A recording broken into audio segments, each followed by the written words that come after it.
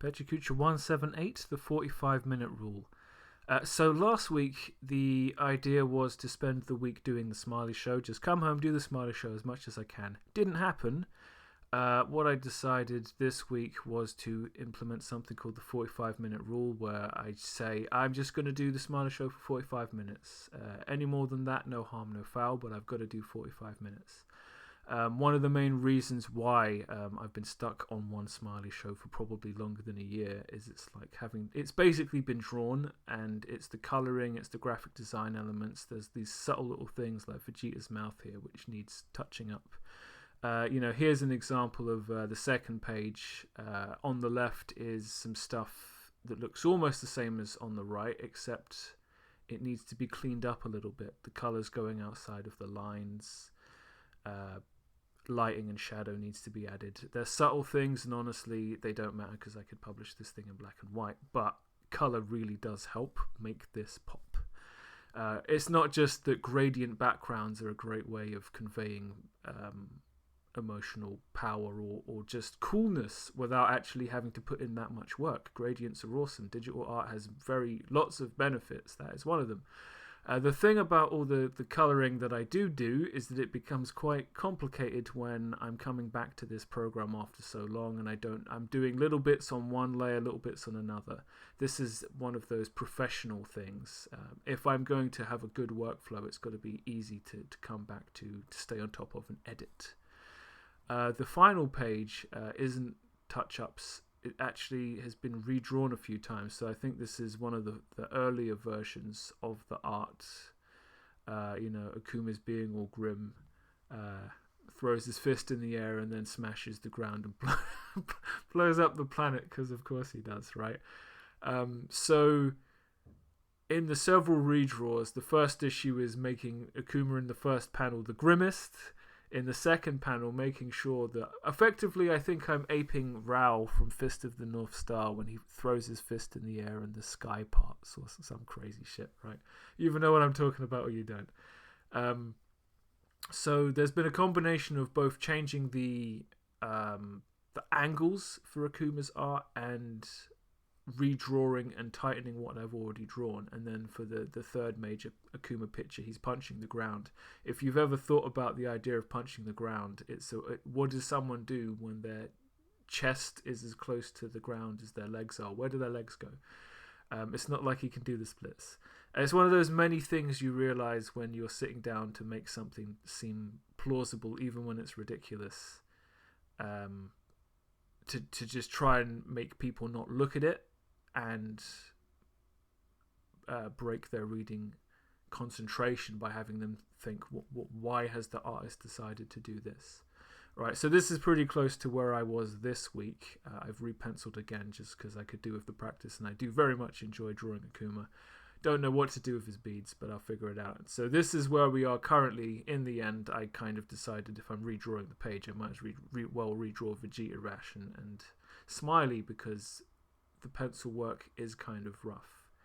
This Smiley Show is not really all that detailed when it comes to the faces of any of the characters, which is a bit silly because that's the most important thing. Other considerations that have taken up a large amount of my time this week is making sure the panels are aligned and they're all the same size. It's such an easy thing to do in Photoshop, but in Clip Studio Paint, it's not that easy.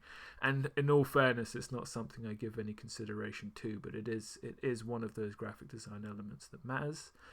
The colouring of the Smiley Show set, the background interior, the background exterior, the floor, Smiley's desk. Again, something I've never put much great thought into. Consistency needs to be established, but it also needs to be not as boring as the 4 Shades of Grey. Another major graphic design issue that's always plaguing me is shouty boxes. Vegeta's always shouting, and I don't... there are 2 ways to do shouty boxes that are fast. I can draw using a brush for text speech bubbles that Clip Studio Paint comes with, but they're quite janky. Or I could use a vector line tool where basically I'm just creating loads of triangles and then sticking them together in a rough circle, which is less janky but more time consuming, but it looks better. It's awkward because these aren't the kind of things I want to spend my time doing. something very easily resolved by using a different program, but I want to keep it all in the same place. I would like to talk a little bit why I added Ash Crimson to the regular roster, but it's too complicated. Let's just say he's controversial and therefore can interact on a multitude of levels with guests and co-hosts. He's very super duper weird. I might have to do a video on him just by itself. I've also still been using this mobile phone drawing app thing. I used the symmetry tool to draw half a picture of an almost Gundam, and then I coloured it in using Copic markers, and then used a little bit of my tricks of the trade to make the eyes glow using a spray paint glow layer or whatever the heck I did.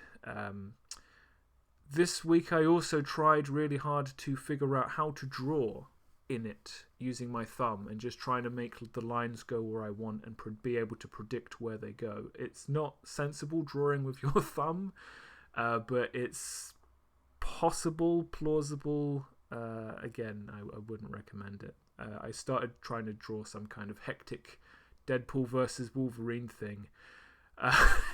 Drawing with your thumb is not the way to be drawing things that require you to actually be a talented comic artist. This is beyond me anyway, but it's certainly a great way to spend my time on the Northern Line. So my new addiction of I guess the month is Kenshi. Bought it on Steam. It's a low budget indie game where it basically plonks you into a very unforgiving world and you just have to figure out how to not die. Excellent stuff. I'm trying to avoid any more than I already know. I don't want anyone to tell me what to do. I just want to putz around like an idiot. It's great fun. My computer doesn't like it. My monitor doesn't like it. Steam doesn't like it. It's great. This is a proper... When I say indie game, I have a feeling maybe this was made by one guy. I've kind of been told that, and I kind of believe it over the space of like the better part of a decade. It feels like that. But that brings us to the end of Pecha Kucha 178. I think the 45-minute rule is here to stay. I'm using it explicitly to push Smiley shows. This second one I've been working on probably for over a year. It should be finished in the next week. Let's find out next time.